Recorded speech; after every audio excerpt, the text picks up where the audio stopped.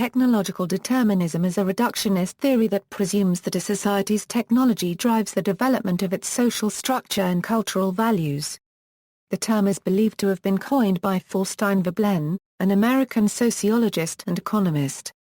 The most radical technological determinist in the United States in the 20th century was most likely Clarence Ayres, who was a follower of Thorstein Veblen and John Dewey. William Ogburn was also known for his radical technological determinism.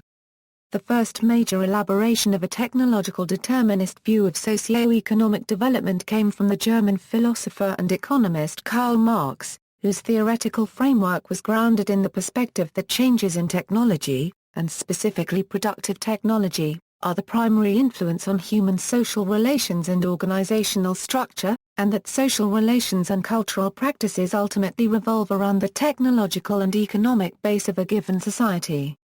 Marx's position has become embedded in contemporary society, where the idea that fast-changing technologies alter human lives is all-pervasive.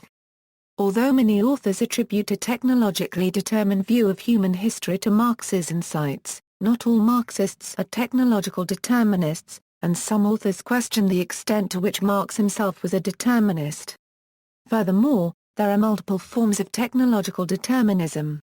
Origin: the term is believed to have been coined by Thorstein Veblen, an American social scientist. Veblen's contemporary, popular historian Charles A. Beard, provided this apt determinist image: technology marches in 7 league boots from one ruthless, revolutionary conquest to another, tearing down old factories and industries, flinging up new processes with terrifying rapidity. Explanation: technological determinism seeks to show technical developments, media, or technology as a whole, as the key mover in history and social change. Most interpretations of technological determinism share 2 general ideas: that the development of technology itself follows a predictable, traceable path largely beyond cultural or political influence, and that technology in turn has effects on societies that are inherent, rather than socially conditioned or produced because that society organizes itself to support and further develop a technology once it has been introduced. Strict adherents to technological determinism do not believe the influence of technology differs based on how much a technology is or can be used. Instead of considering technology as part of a larger spectrum of human activity, technological determinism sees technology as the basis for all human activity. Technological determinism has been summarized as the belief in technology as a key governing force in society. The idea that technological development determines social change. It changes the way people think and how they interact with others and can be described as a 3-word logical proposition: technology determines history. It is the belief that social progress is driven by technological innovation, which in turn follows an inevitable course. This idea of progress or doctrine of progress is centralized around the idea that social problems can be solved by technological advancement, and this is the way that society moves forward. Technological determinists believe that you can't stop progress, implying that we are unable to control technology. This suggests that we are somewhat powerless and society allows technology to drive social changes because societies fail to be aware of the alternatives to the values embedded in it. Technology. Technological determinism has been defined as an approach that identifies technology, or technological advances, as the central causal element in processes of social change. As a technology is stabilized, its design tends to dictate users' behaviors, consequently diminishing human agency. This stance, however, ignores the social and cultural circumstances in which the technology was developed. Sociologist Claude Fisher characterized the most prominent forms of technological determinism as billiard ball approaches, in which technology is seen as an external force introduced into a social situation, producing a series of ricochet effects. Rather than acknowledging that a society or culture interacts with and even shapes the technologies that are used, a technological determinist view holds that the uses made of technology are largely determined by the structure of the technology itself, that is, that its functions follow from its form. However, this is not to be confused with Daniel Chandler's inevitability thesis, which states that once a technology is introduced into a culture that what follows is the inevitable development of that technology. For example, we could examine why romance novels have become so dominant in our society compared to other forms of novels like the detective or Western novel. We might say that it was because of the invention of the perfect binding system developed by publishers. This was where glue was used instead of the time-consuming and very costly process of binding books by sewing in separate signatures. This meant that these books could be mass-produced for the wider public. We would not be able to have mass literacy without mass production. This example is closely related to Marshall McLuhan's belief that print helped produce the nation-state. This moved society on from an oral culture to a literate culture, but also introduced a capitalist society where there was clear class distinction and individualism. As Postman maintains, the printing press, the computer, and television are not therefore simply machines which convey information. They are metaphors through which we conceptualize reality in one way or another. They will classify the world for us, sequence it, frame it, enlarge it, reduce it, argue a case for what it is like. Through these media metaphors, we do not see the world as it is. We see it as our coding systems are. Such is the power of the form of information. Hard and soft determinism. In examining determinism, hard determinism can be contrasted with soft determinism. A compatibilist says that it is possible for free will and determinism to exist in the world together, while an incompatibilist would say that they cannot and there must be one or the other. Those who support determinism can be further divided. Hard determinists would view technology as developing independent from social concerns. They would say that technology creates a set of powerful forces acting to regulate our social activity and its meaning. According to this view of determinism, we organize ourselves to meet the needs of technology, and the outcome of this organization is beyond our control, or we do not have the freedom to make a choice regarding the outcome. The 20th-century French philosopher and social theorist Jacques Ellul could be said to be a hard determinist and proponent of autonomous technique. In his 1954 work The Technological Society, Ellul essentially posits that technology, by virtue of its power through efficiency, determines which social aspects are best suited for its own development through a process of natural selection. A social system's values, morals, philosophy etc. that are most conducive to the advancement of technology allow that social system to enhance its power and spread at the expense of those social systems whose values, morals, philosophy etc. are less promoting of technology. Theodore J. Kaczynski can be essentially thought of as a hard determinist. According to Kaczynski, objective material factors in the human environment are the principal determining factors in the evolution of social systems. While geography, climate, and other natural factors largely determine the parameters of social conditions for most of human history, technology has recently become the dominant objective factor, and it has been the principal objective and determining factor. Soft determinism, as the name suggests, is a more passive view of the way technology interacts with socio-political situations. Soft determinists still subscribe to the fact that technology is the guiding force in our evolution, but would maintain that we have a chance to make decisions regarding the outcomes of a situation. This is not to say that free will exists, but that the possibility for us to roll the dice and see what the outcome is exists. A slightly different variant of soft determinism is the 1922 technology-driven theory of social change proposed by William Fielding Ogburn, in which society must adjust to the consequences of major inventions, but often does so only after a period of cultural lag. Technology is neutral. Individuals who consider technology as neutral see technology as neither good nor bad, and what matters are the ways in which we use technology. An example of a neutral viewpoint is, guns are neutral and it's up to how we use them whether it would be good or bad. Mackenzie and Wajman believe that technology is neutral only if it's never been used before, or if no one knows what it is going to be used for. In effect, guns would be classified as neutral if and only if society were none the wiser of their existence and functionality.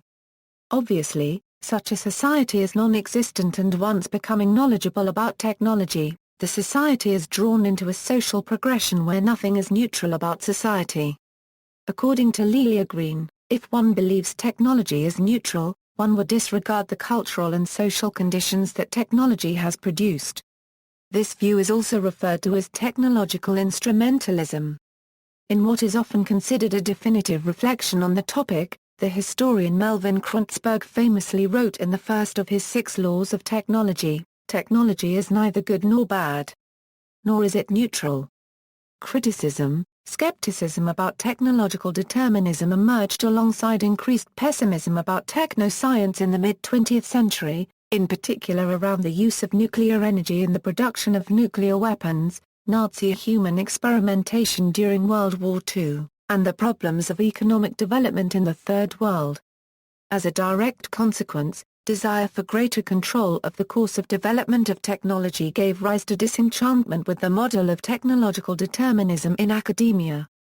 Modern theorists of technology and society no longer consider technological determinism to be a very accurate view of the way in which we interact with technology, even though determinist assumptions and language fairly saturate the writings of many boosters of technology, the business pages of many popular magazines, and much reporting on technology. Instead, research in science and technology studies, social construction of technology and related fields have emphasized more nuanced views that resist easy causal formulations. They emphasize that the relationship between technology and society cannot be reduced to a simplistic cause and effect formula. It is, rather, an intertwining, whereby technology does not determine but operates, and are operated upon in a complex social field. In his article Subversive Rationalization, Technology, Power and Democracy with Technology, Andrew Feinberg argues that technological determinism is not a very well-founded concept by illustrating that 2 of the founding theses of determinism are easily questionable, and in doing so calls for what he calls democratic rationalization. Prominent opposition to technologically determinist thinking has emerged within work on the social construction of technology. Scott research, such as that of Mackenzie and Wedgman, argues that the path of innovation and its social consequences are strongly, if not entirely, shaped by society itself through the influence of culture, politics, economic arrangements, regulatory mechanisms and the like. In its strongest form, verging on social determinism, what matters is not the technology itself, but the social or economic system in which it is embedded. In his influential but contested article Do Artifacts of Politics?, Langdon Winner illustrates not a form of determinism but the various sources of the politics of technologies. Those politics can stem from the intentions of the designer and the culture of the society in which a technology emerges, or can stem from the technology itself, a practical necessity for it to function. For instance, New York City urban planner Robert Moses is purported to have built Long Island's Parkway tunnels too low for buses to pass in order to keep minorities away from the island's beaches, an example of externally inscribed politics. On the other hand, an authoritarian command and control structure is a practical necessity of a nuclear power plant if radioactive waste is not to fall into the wrong hands. As such, Winner neither succumbs to technological determinism nor social determinism. The source of a technology's politics is determined only by carefully examining its features and history. Although the deterministic model of technology is widely propagated in society, it has also been widely questioned by scholars. Lelia Green explains that, when technology was perceived as being outside society, it made sense to talk about technology as neutral. Yet, this idea fails to take into account that culture is not fixed and society is dynamic. When technology is implicated in social processes, there is nothing neutral about society. This confirms one of the major problems with technological determinism and the resulting denial of human responsibility for change. There is a loss of human involvement that shape technology and society. Another conflicting idea is that of technological somnambulism, a term coined by Winner in his essay Technology as Forms of Life. Winner wonders whether or not we are simply sleepwalking through our existence with little concern or knowledge as to how we truly interact with technology. In this view, it is still possible for us to wake up and once again take control of the direction in which we are traveling. However, it requires society to adopt Ralph Schroeder's claim that, Users don't a Euro unregistered trademark T just passively consume technology, but actively transform it. In opposition to technological determinism are those who subscribe to the belief of social determinism and postmodernism. Social determinists believe that social circumstances alone select which technologies are adopted, with the result that no technology can be considered inevitable solely on its own merits. Technology and culture are not neutral, and when knowledge comes into the equation, technology becomes implicated in social processes. The knowledge of how to create and enhance technology, and of how to use technology is socially bound knowledge. Postmodernists take another view, suggesting that what is right or wrong is dependent on circumstance. They believe technological change can have implications on the past, present and future. While they believe technological change is influenced by changes in government policy, society and culture, they consider the notion of change to be a paradox, since change is constant. Media and cultural studies theorist Brian Winston, in response to technological determinism, developed a model for the emergence of new technologies which is centered on the law of the suppression of radical potential. In two of his books, A Euro Technologies of Seeing, Photography, Cinematography and Television and Media Technology and Society, A Euro, Winston applied this model to show how technologies evolve over time, and how their invention is mediated and controlled by society and societal factors which suppress the radical potential of a given technology. Technological determinism and the stirrup. One continued argument for technological determinism is centered on the stirrup and its impact on the creation of feudalism in Europe in the late 8th century, early 9th century. Lynn White is credited with first drawing this parallel between feudalism and the stirrup in the novel Medieval Technology and Social Change, stating that as a Euro it made possible mounted shock combat, a Euro the new form of war made the soldier that much more efficient in supporting feudal townships. According to White, the superiority of the stirrup in combat was found in the mechanics of the lance charge, a Euro the stirrup made possible though it did not demand a vastly more effective mode of attack. Now the rider could law his lance at rest, held between the upper arm and the body, and make at his foe, delivering the blow not with his muscles but with the combined weight of himself and his charging stallion. A Euro White draws from a large research base, particularly Heinrich Brunner, a Euro unregistered trademark essay Euro der Reiterdienst und die Einfuhr. Currency NGE des Lehnuisens, a Euro in substantiating his claim of the emergence of feudalism. In focusing on the evolution of warfare, particularly that of cavalry in connection with Charles Martel, a Euro unregistered trademark essay Euro a diversion of a considerable part of the church, a Euro unregistered trademark s vast military riches, a Euro from infantry to cavalier Euro. White draws from Brunner, a Euro unregistered trademark s research and identifies the stirrup as the underlying cause for such a shift in military division and the subsequent emergence of feudalism. Under the new brand of warfare garnered from the stirrup, White implicitly argues in favor of technological determinism as the vehicle by which feudalism was created. Though an accomplished work, Whittier Euro unregistered trademark s Medieval Technology and Social Change has since come under heavy scrutiny and condemnation. The most volatile critics of Whittier Euro unregistered trademark s argument at the time of its publication, P. H. Sawyer and R. H. Hilton, call the work as a whole a Euro a misleading adventurist cast to old-fashioned platitudes with a chain of obscure and dubious deductions from scanty evidence about the progress of technology. A Euro they further condemn his methods and, by association, the validity of technological determinism. A Euro had Mr. White been prepared to accept the view that the English and Norman methods of fighting were not so very different in the 11th century, he would have made the weakness of his argument less obvious, but the fundamental failure would remain. The stirrup cannot alone explain the changes it made possible. A Euro for Sawyer and Hilton, though the stirrup may be useful in the implementation of feudalism, it cannot be credited for the creation of feudalism alone. Despite the scathing review of Whittier Euro unregistered trademark s claims, the technological determinist aspect of the stirrup is still in debate. Alex Rowland, author of A Euro once more into the stirrups.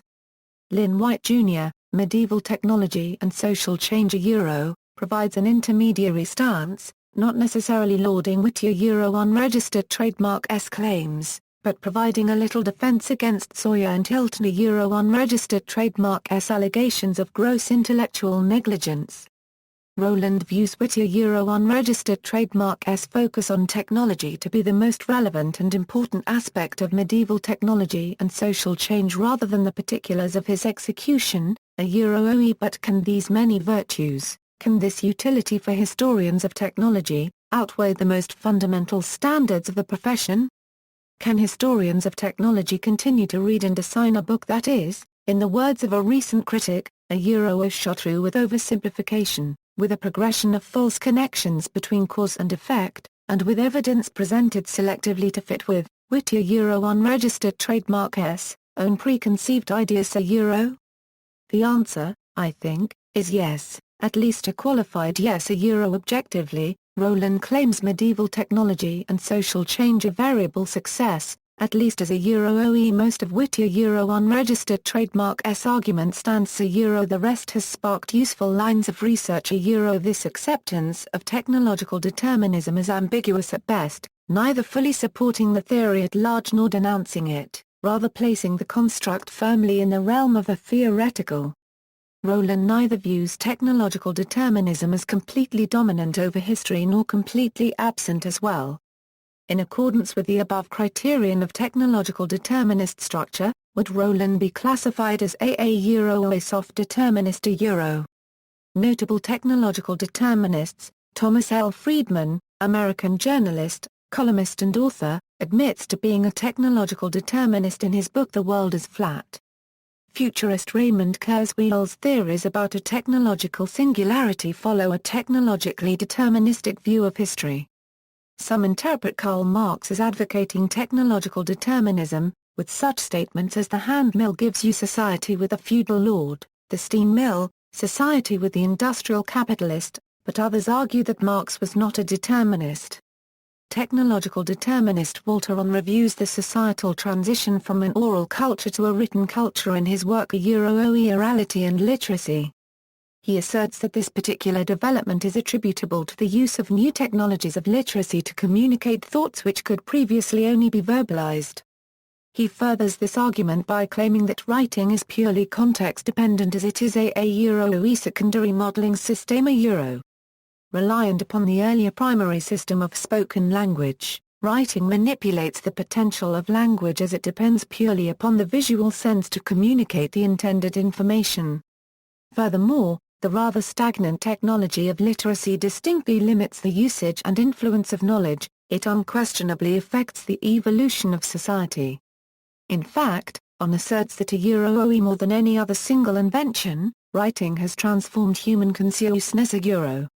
Media determinism is a form of technological determinism. Media determinism is a form of technological determinism, a philosophical and sociological position which posits the power of the media to impact society.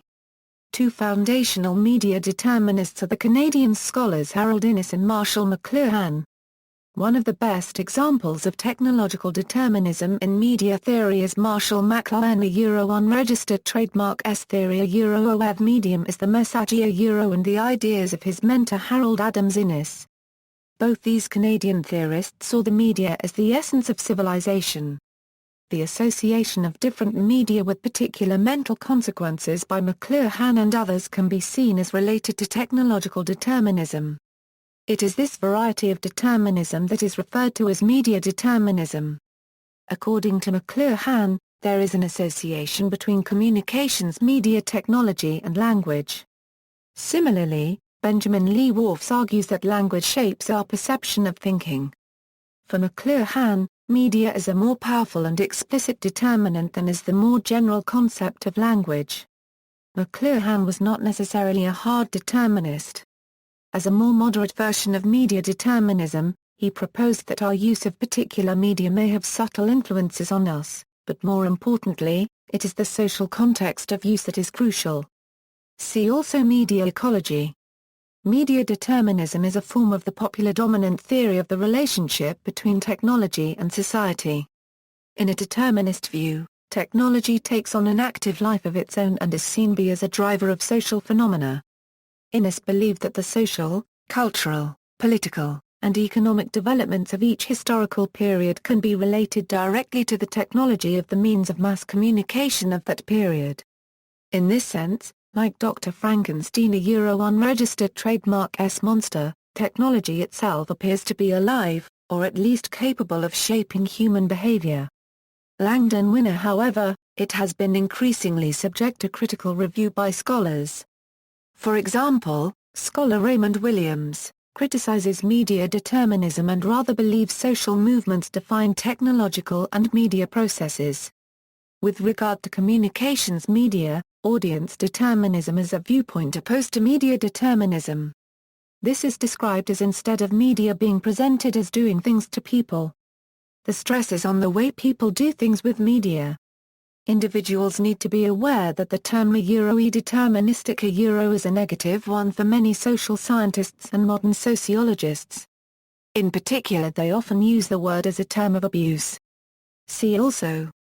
Footnotes, as cited in Croteau, D. and Hoynes, M. Media Society, Industries, Images and Audiences, Pine Forge Press, Thousand Oaks, pages 305 306. References. Bibliography, G. A. Cohen, Karl Marx's Theory of History, A Defense, Oxford and Princeton, 1978. Cowan, Ruth Schwartz. More Work for Mother, The Ironies of Household Technology from the Open Hearth to the Microwave.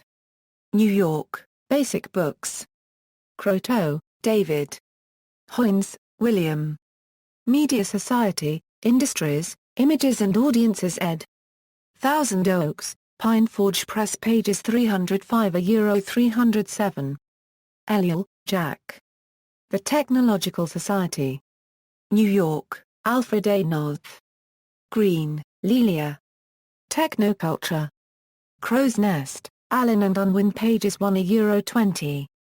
Huseman, Michael H., and Joyce A. Huseman. Technophix, Why Technology Won a Unregistered Trademark T Save Us or the Environment, New Society Publishers, Gabriela Island, British Columbia, Canada, ISBN 0865717044, 464 pp. Miller, Sarah. Futures Work recognizing the social determinants of change. Social Alternatives, pages 57 58.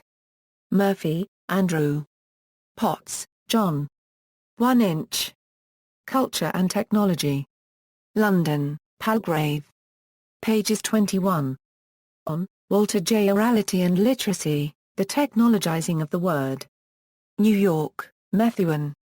Postman, Neil. Technopoly, The Surrender of Culture to Technology. Vintage, New York, pages 3 20. Rowland, Alex. Once More Into the Stirrups. Lynn White, Jr., Medieval Technology and Social Change, Classics Revisited. 574-585. Sawyer, P.H. and R.H. Hilton. OE Technical Determinism, Past and Present. April 1963, 90-100. Smith, Merritt Rowe. Marx, Leo, eds. Does Technology Drive History? The Dilemma of Technological Determinism. Cambridge, MIT Press.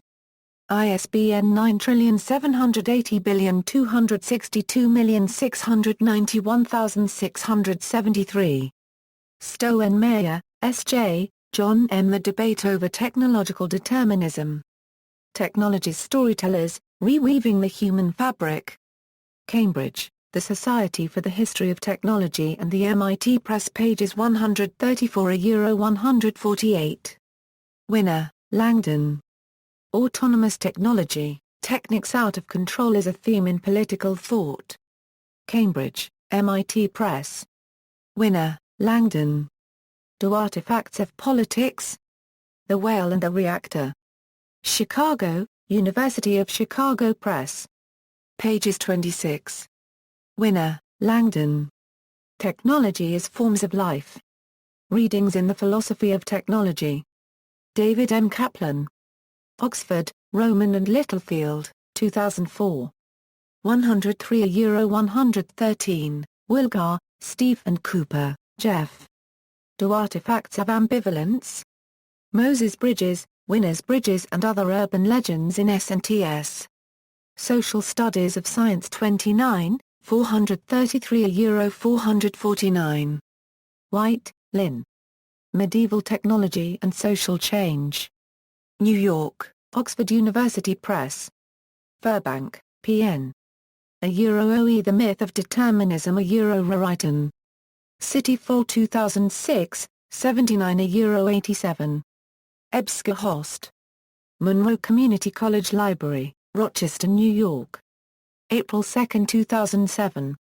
Feinberg, Andrew. Democratic Rationalization. Readings in the Philosophy of Technology. David M. Kaplan. Oxford, Rowman and Littlefield, 2004. 209 a Euro 225, Chandler, Daniel. Technological or Media Determinism. 1995. September 18, 1995. External links. Colin Rule, Is Technology Neutral? Megan McCormick, Technology is Neutral, Daniel Chandler, Technological or Media Determinism, Chris Kimball, Technological Determinism and Social Choice.